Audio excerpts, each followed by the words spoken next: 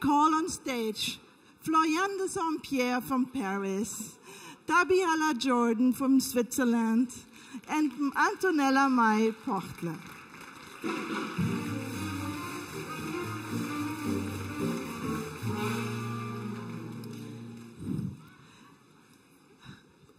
Florian, I ask you to start this conversation. It's on will to power.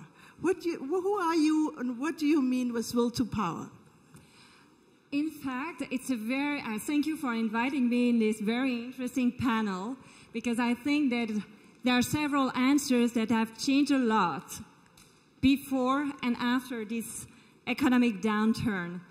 My company, I founded my company 20 years ago, which is an executive search company specialized in fashion, retail, and luxury.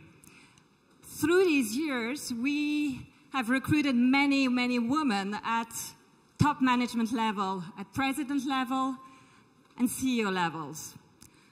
Then, being French, we have this law which is about to be voted, and we are all aware, and we have spoken this morning about quotas. So we have this law about having quotas of women in boards. And I told myself, I don't know if I am in favor in quotas, but definitely I am in favor of having more women in boards. And so to answer your question, I decided to be proactive and to create Ethics and Boards, which is a company consulting firm dedicated to governance. And before talking further, let me show you some pictures. I hope it will work. May I have the pictures?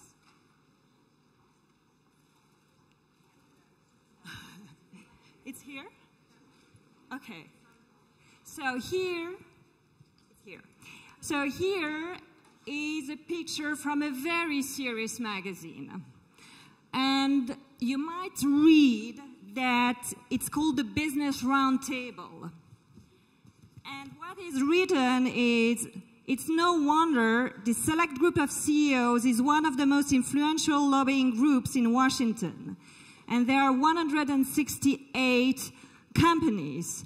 And you were telling me, Tabby, that there are probably 2 women in that Business Roundtable group among 168 presidents or CEOs.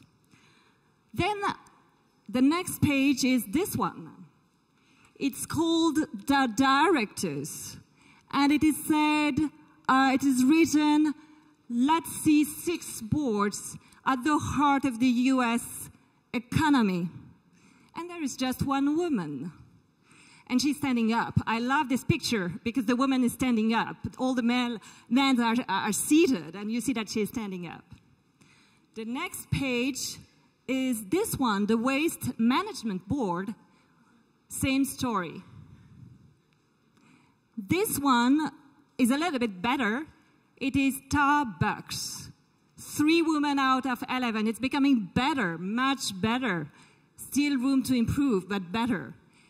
And do you know from which very serious magazines these pictures are coming? And it is a May, from the 17th of May 2010 issue. It is from not Focus magazine, of course, Fortune magazine. So I was very concerned when reading this article that really puts best boards and so few women. So that's the reason why I said that at the end of the day, retail, luxury, and fashion, which have not been through the Lehman and the Goldman Sachs through the economic downturn, is probably a best practice. And we have several and many examples. We were talking about Apple. Apple has a board of 6 board members. 1 woman in the board member of Apple, no non-US citizen. This woman is Andrea Jung. She's the chairman, or we might say one day chairwoman, and CEO of Avon Product. When you look at the board of Avon Product, out of 11 board members, there are 5 women. So it is quite interesting to see that probably up to now, females have seen the male power as an hyperpuissance, and that males have seen female will as an hyper-nuisance. But I think that at the end of the day, when it comes to create value, we have to look at diversity, and not only in gender diversity, otherwise it will probably become a mass Venus platitude, but in a much broader sense of diversity of gender, nationality, age, background, and difference of skill set as a tool to improve and to drive performance. So here is what we do at Ethics and Boards as an international board watch, is really to scrutinize and to look at, through the data, what is happening in terms of governance in the publicly listed companies.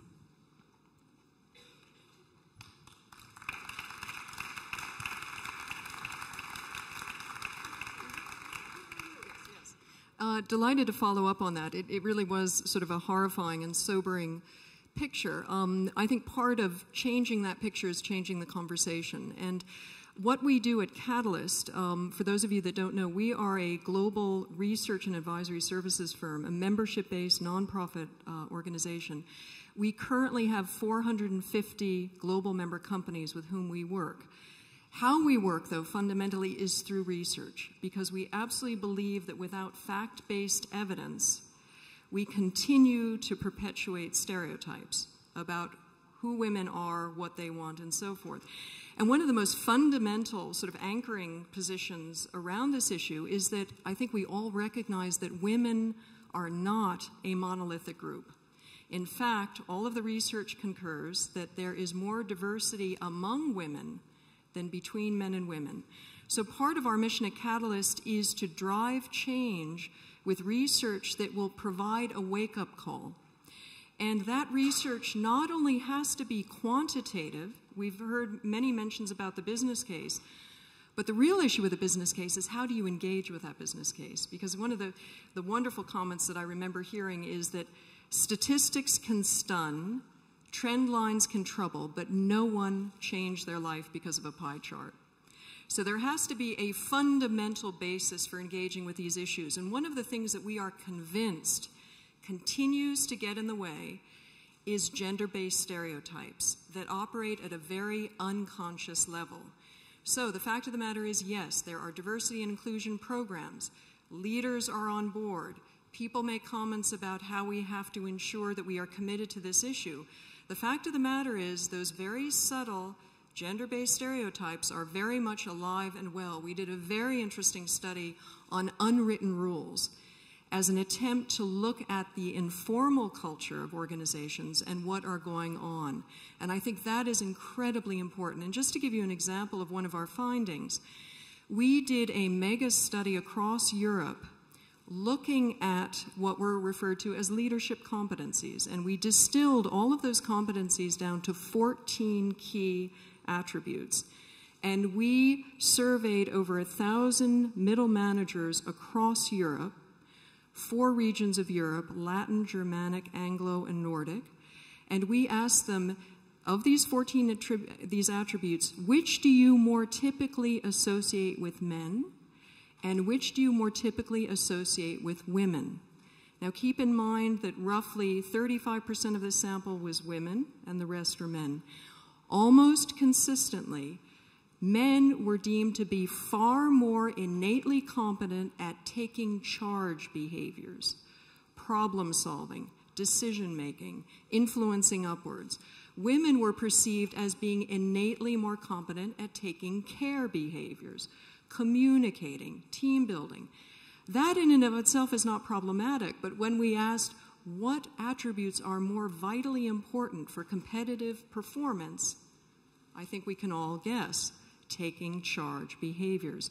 So women from the get-go were perceived as being at a disadvantage, irrespective of what they might be bringing as an individual, but by virtue of being part of a collective of something called women, they were perceived as not adding what was critically important to business competitiveness. This is the kind of data that is extremely powerful because it challenges assumptions around the fact that there is a perception that simply introducing programs and diversity initiatives will in fact change. One of the things that we're looking at, of course, because we spend a great deal of time looking at boards, and we did 4 different studies on boards, all of which proved conclusively that when you reach critical mass, and I stress this, at least 33%, not only do you have higher performance return on equity, total return to shareholders, return on investments, it is absolutely profound. And there have been numerous studies. So what is getting in the way? What is getting in the way is the assumption that women are not as adept at some of these competitive performance issues. When we speak to individual women, their frustration is threefold. Not only the perpetuation of the stereotypes, but lack of access to important networks and lack of compelling role models. And let me just give you a very poignant example. I was invited to a global law firm that, relatively speaking, had a lot of women at the top. So my assumption was that the women coming into this firm were very encouraged. And I was invited to sit down with men and women associates that had been brought in, and I said, you must be quite pleased, given all of the women at the top levels. And there was dead silence in the room. And I thought, my word, I've asked a very sensitive question. And one brave woman raised her hand, and said, Tabby, do you know these women? And I said, no. And then another one jumped in. None of them have partners. None of them have children. All of them work 100 hours a week. And one woman piped in, and they don't even have a parakeet. So the argument was, the message we are getting is if we're prepared to make those decisions, we will have a top position. But there was ultimately no diversity among those women. That is the issue. This is not purely a numbers game. This is a corporate culture game. This is a game creating environments that welcome, celebrate, and leverage that diversity. And I do believe, as one final comment, that we do need targets. We have targets for sales. We have targets for marketing. Why don't we have targets for talent? And one of the interesting issues that we did an analysis in different countries of what would happen if we just assumed that this issue would be taken care of with time. And we did a study in Italy, and assuming the current status quo and the rate of progress of women in that country, it will take 640 years for women to reach parity. And I do not believe we have 640 years. Thank you.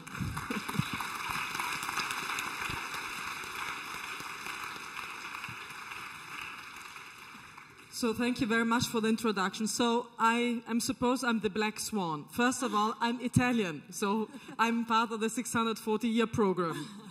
Secondly, I have a partner. I have 3 children, and I'm in the executive committee of a, I would say, mainly male-dominated company, which is the Boston Consulting Group. So I'm in a very male-oriented company, which has, however, the real will to improve the number of women at the top. So just having said that. Now, it was very interesting. I think it was very interesting what you said, and particularly also the input on the stereotypes. And I think that all of us who are here fight with stereotypes every day, you know. And I think for me, it's already has become like a game, you know.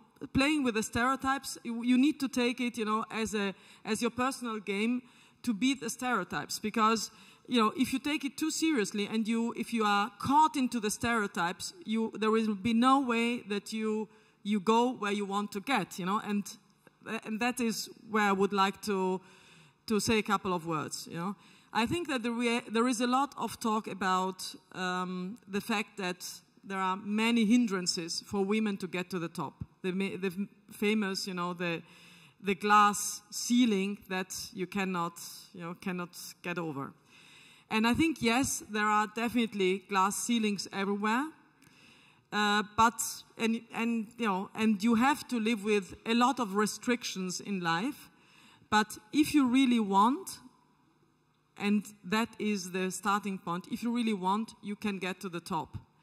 And the question is, do women really want to get to the top? And I think that is really, do they really want, And getting to the top means a lot of sacrifice. And many women, rightly so, are not willing to go the last, to give up the last 10% of what makes life lovable, what makes life enjoyable, to go to the top. And I think that is, that's a fact, I mean, you need to give up a lot of things, But of course, you win also a lot of things. And so I think that we need to reflect when we think about, what does it take to get to the top. We need always to see you need to make your personal balance sheet and see, what do I win, what do I get, and what do I have to give up, and what is it that I'm willing to give up. And I think that changes a lot over time, over lifespan. So when you are, in your 20s or 30s, you may be less willing to give up certain things than if you are in your 40s or in your 50s. And I think that is something that may be very different, and for sure, not totally different from men, but there are some differences for women. And therefore, I think that when we think about how to get to the top, it is quite interesting that if you see the average age of the few CEOs of the Fortune 500, they are all above 50 or 50, I would say rather above 55, and have grown-up children, I think grown-up children who are out of school, out of university, and are starting their own life. So I think that there is one thing that we may consider, that over the course of your life, you may want to have you have different priorities, and you should live up to these different priorities. And I think that is something that one needs to consider. Now, when in discussing with Stephanie the program or the conference, we were discussing this issue about the will to power. And my observation also in our company is that the will to power is not necessarily less developed in women that are in a managerial position, but male counterparts very often think that women are not willing to exert that power in a really consequent way. And I think it's up to us to change that perception. And by the way, I think that there are many ways of exerting power and of having power. And I think that if we look at what women bring in, I mean, they have, first of all, the power of being the key consumers. I think that is very often, not considered that much. So we have the power of being the consumers. Secondly, we have the power of being those who are mainly in the lead in educating children, and so we can change a lot in terms of values of the society. So that's a second form of power. There is a third type of power, and that is the erotic power that we have. I mean, that is what I learned before. I think that we very often tend to think that is a negative, because you think that people don't take you seriously if you have erotic power, because they see all the rest and don't see all your competencies and your capabilities and so on. And I think I think it's a very important third point. And the fourth type of power, which is the power to influence people, I think that women very often have a very sophisticated and subtle way to influence people, and I think that is definitely a great value. And I think that we need to perhaps reflect more about those elements that are specific, that we can bring in and that we can exert in our, in the way we shape our careers, in the way we shape our activities. Just perhaps finishing up on this, on the way, once you have the power, the question is, what do you do with it? And I think that might be a good point for discussion, and I hope that we have the chance to discuss what is it that then you do once you have this power. And my personal take, I think that my observation is that men normally tend to use the power more for things which are more in their self-interest. There are some, of course, which are much more oriented, are more oriented towards society, but the great majority utilizes the power base for personal perks, while women tend to think a lot about the power then to be able to shape something that is better for society overall. And I think that is then at the end what will make the society, I think, a more charming society, a more lovable society, and a more livable society. So I think that would be my observation.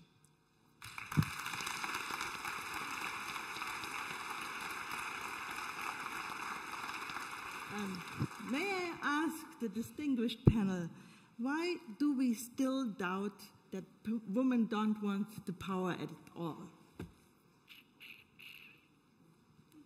Tabi. Yeah, going back again to the stereotype issues, again, what is very interesting, I think, about research on stereotypes is that, surprisingly enough, we end up complying with the stereotypes.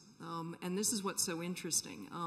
The power of stereotypes is very, very pervasive. And I think, building on Antonella's points, which I think are very interesting, knowledge is power. And I think knowing how these stereotypes play out arms you with some very clever techniques. For example, the 3 issues is that women are in a double bind. We're damned if you do, doomed if you don't. So when we comply with these so-called masculine traits, we're accused of being unfeminine. When we comply with feminine perspectives, we're perceived as not adding value to that senior level. Exactly. So we are absolutely caught in the middle. The other dilemma that we navigate is being liked and being respected. This was another issue that we found in our research. But let me add sort of an interesting personal anecdote.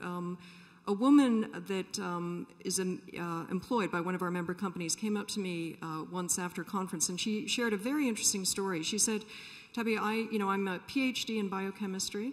I have 25 years of working experience. I was switching employers mid-career, and the first question that I was asked in the interview when I made this transition is, well, how are you going to manage children?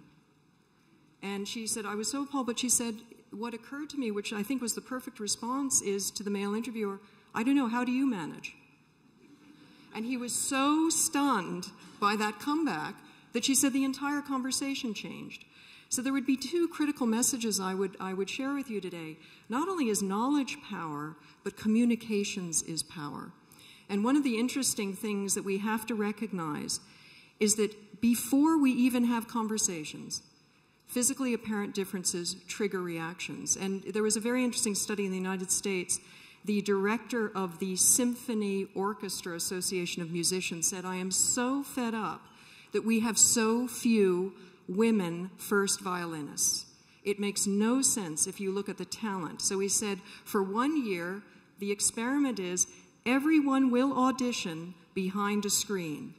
The number of first violinists increased by 35% that were women. So therein is the issue. It's not necessarily always what we want. The environment is making assumptions on our behalf. So we have to stand up, we have to speak out, and we have to make it clear what our ambitions are. What is it that we want? Because if we don't have the conversation, decisions will be made for us. And we have to have a better perception of ourselves.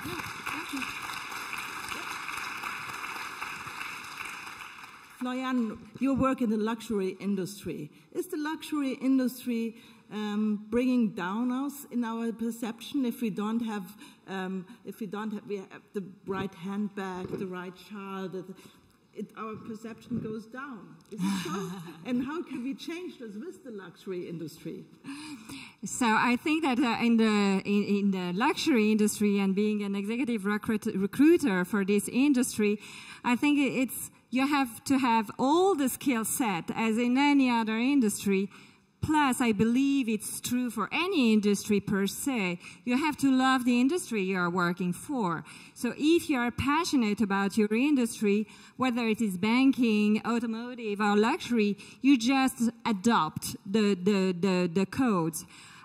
Recruiting many men and many women at the top level in this industry, I fully agree with you both that, in fact, men do not have a lot of dilemma in their career. They do not have at all any dilemma. They can focus on their career. Women have dilemma, and dilemma between their professional life and their personal life. And I agree with you what you said, Antonella. They see where they have to give up, where they want to focus on. But at the end of the day, I truly believe that if you really want to get at the top, it's you. You must decide. You must commit to your decision.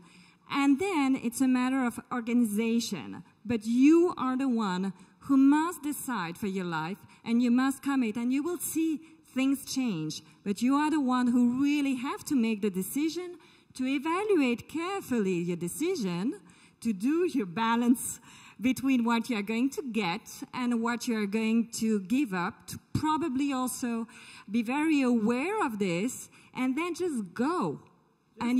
Just do it. And it is extremely rewarding. And I think that even after this very sharp economic downturn, there is, a bright future for more inclusive values in managing countries, probably, and in managing politics and in managing economy. So I think that we have a bright future, but we absolutely have to commit to it and to stick to our decisions. Thank you. Antonella, what would you recommend us to educate? How would you recommend us to educate your children, your daughters, and your sons? I try to educate them. Let me see what turns out. I would say, self-confidence. Self-confidence is very important. Just making sure that you make sure that the children are really aware about their strengths, about their uniqueness, and also their weaknesses, and that they are proud about their uniqueness and their unique strength. And I think that self-confidence and the capability also to judge what is good for you and become a little bit egoistic. I think that is, I have to admit, to advance, if you want to advance, you need to be quite egoistic, and you have to live with this criticism. But people criticize a lot of things. You have to have your own internal benchmarking, your own internal guiding point, your own internal principles. So I think that giving to the children, a strong backbone in terms of values, in terms of self-confidence, in terms of own judgment, I think is very important. And the other thing I would say is ideally a capability, a high social competence. I think that is very, very valuable. The social competence, I think it was said also in the previous discussion this morning, women tend to be known as being highly social competent. And I would say that in general, the social competence and the emotional intelligence is higher.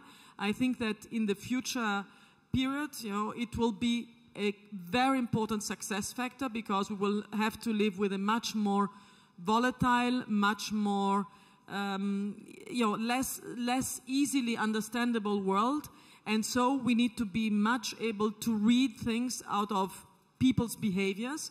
And so having the emotional intelligence of reading where society is going, of reading where things are evolving, will be more important. And so just making sure fostering this emotional intelligence will be very important, and will make you also a happier person, which I think at the end should be the ultimate goal. We live to be happy individuals, not just to have power or to have anything else. I think that's, at the end, that's very important. Thank you, Antonella. Referring to that, what Antonella just said, I wonder how to teach social competence. It's not that easy. Tabi, Yeah. please. Well, one of the things that we haven't discussed today that I think is vitally important is understanding cultural difference, having firsthand experience living and working in a variety of different cultures. Because what you suddenly discover is that there is no normal. There are lots of different frames of reference, and knowing what it feels like to be incompetent in a different culture is probably one of the best learnings there are. I spent 7 years living and working in Japan, and it was probably the most critical experience of my life to realize that some of the most fundamental assumptions that I was making about human beings were vitally different. And that kind of sense of developing a curiosity, developing a perspective of learning. I often say that if I had to distill the most critical learning that I've seen, particularly in the context of a corporate environment, is I think companies need to learn how to learn and try to do less judging. We often are so inclined to judge before we actually ask questions, before we explore, before we find out what is going on. And I think that capacity around curiosity, knowledge, creativity is vitally important. And I think exposing children to that at a very early age is extremely important. That's very interesting. Less judging. Thank you so much. Antonella, you just spoke about emotional intelligence. What do you think is emotional intelligence? Is it teachable? Yeah, please. For me. It's very interesting. I'm not sure it's teachable. I think that you can pay attention to it and then develop it with your own personality. And I mean, there is someone extremely interesting. Maybe he could be part one day of the DLD conference, who is called Francis Scholl. And he has written a book. He's based in New York. He has just written a book on intuitive intelligence. And he's a coach of some of the most prominent presidents in the States and in France about leadership skills and how to put intuition and emotional really at the heart of the decision-making process. And I think that, again, it's a very female value. Maybe it's a stereotype.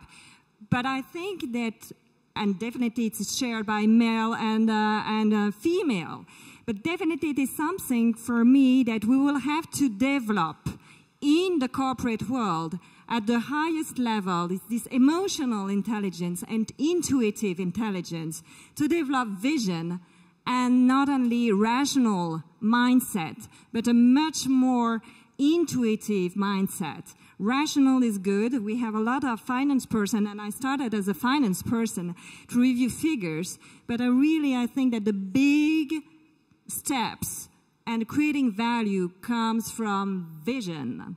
So bringing vision and innovation, I think we are in the right place here, at the heart of the strategies of the companies. Thank you. Yeah, just please. add one thing. I think, I think that, that is what what women can bring in more so, I would say in general, than men. But I would like to put some, pour some water in the wine or whatever, how you want to describe it. But I think that you need also to be hard and consequent at the top. This is very often, it's something that we don't say. This is just a prerequisite. Hard and consistent is just a prerequisite. I agree. And, going for the kill is something that some women don't like, And when you go for the kill, and I've experienced it, then people say, oh, but she's a real shark. I mean, she's a real shark, She looks so nice, but she's a real shark, Okay, wonderful, now you know it, so beware, Yeah, I mean, that's, So, and it's very difficult for women to admit it or to play it out, because then you lose the appreciation and the love of many others. And we are so so used to be liked, you know? We want to be liked. And so when you start to polarize, I mean, polarization means that you are liked by some, but very much disliked by others. And so you need to live with disliking. And you need to start to love that people hate you. Yeah, that's, yeah. So, yeah. Thank you. Now, I would ask the panel for the last answers. We heard a lot of what is, how it is, what we can do. Tabi, how do you think you will sit here in 5 years? What has changed then? Very good question. What do you hope and what do you expect? I'm actually a firm believer in pain. In pain? Pain. If you don't have pain, you don't change. And I think the pain threshold is increasing, not only in companies, but the sheer frustration level on the part of women. And I think that's a fantastic thing. We are in the middle of a perfect storm. And if there were ever any time in history where we had more of an opportunity to drive change, it's now. But that fundamental equation has to make sense to us personally. We have to be prepared, sometimes to fight the battles we want to fight on behalf of the wars we want to win. And that is a fundamental decision. And, you know, we can criticize some women perhaps for playing the game or not playing the game. Ultimately, we have to make our own decisions. And I'll leave with just one very amusing story of a woman that I know, very successful, who does, she said, occasionally play the game. And she was extremely frustrated because she said, I feel a lot of women come into the workplace with what she calls an academic mentality.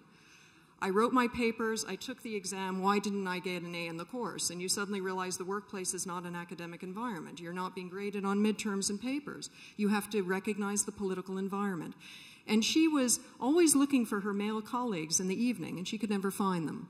But what she saw were their jackets on the chairs. And she said, huh. She bought a jacket, and she left it on her chair, and she went home. And people said, you are putting in incredible hours, the commitment, the dedication. She said, Tabby, it was the best investment of 200 pounds I ever made.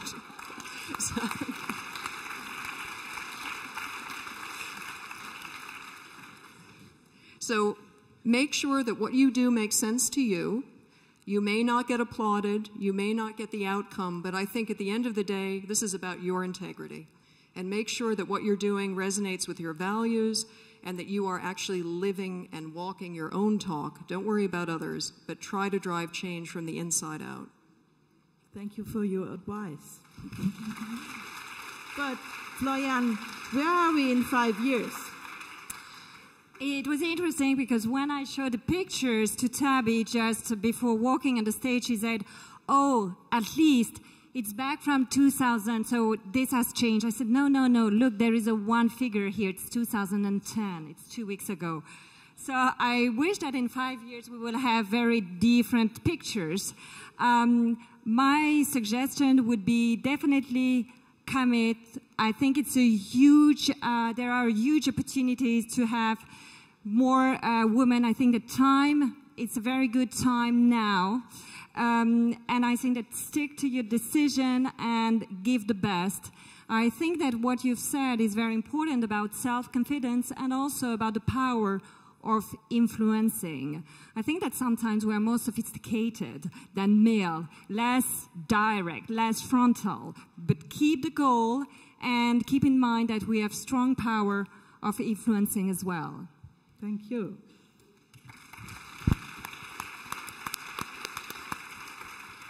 Antonella? Well, in 5 years? In 5 years, I mean, I don't think that a lot will have changed in 5 years. I think it will be not so different from today, but I hope that at least we will start to have a reflection process that we start to feel the heat, the hurt, you know, the pain, as you said, because in certain companies, they will not be able to fill in some top positions without having women, and so they will reflect more about creating the prerequisites.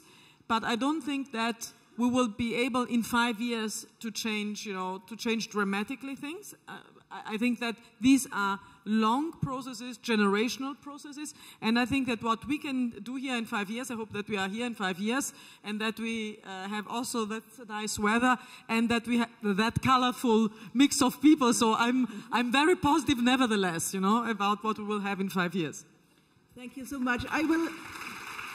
I will invite you in 5 years, and I hope we're on a different mood and setting than we are now, than we have now. Because I said in the beginning, we are not changing a transformation process, and in 5 years, hopefully, we'll have some achievements.